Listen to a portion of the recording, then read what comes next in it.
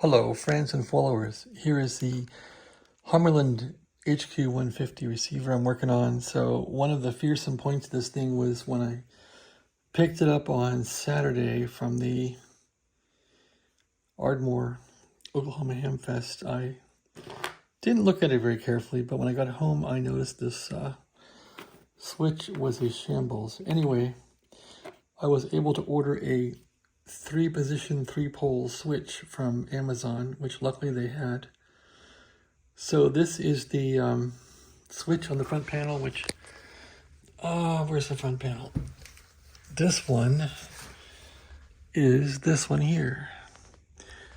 It's MAN, ABC, and BFO, and I figured, all the scratches on there.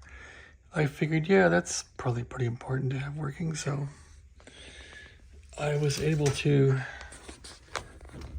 trace this little junk pile and get it so I could figure out what wires did what. And when you trace these things, you'll find that you want to first identify the wiper. And the wiper is this long contact here. So this is a wiper right here. You can see because it's sort of in the traffic zone, it's sticking out. And what it does is it will wipe along this whole surface here and stay in contact. Whereas this is the actual switching right here. So this thing is 3 poles, 1 pole here, 2 pole, 3 pole. Pretty much the same as the one I replaced it with. So I got lucky, and it's 3 positions, you know, click, click, and that's it. So you just do these one by one, you figure out what the wiper is, and what I would do is I would step this through each position and then reassemble it, which was painful, but reassemble it, step it through, look at the contacts, make sure it matches the work here that you're working on, and step this one through, and then if it looks the same and works the same, it is the same, and then you're ready to go. So that's how I worked it, and this thing should go into the front panel, I hope, without any drilling. You never know, but it should go in, I hope.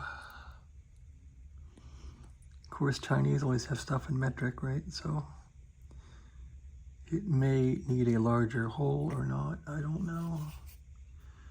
Well, maybe not. Sometimes they copy American sizes, so I guess I could try the nut and see. Anyway, who cares? What you care about is how this is done. So this is how to do it.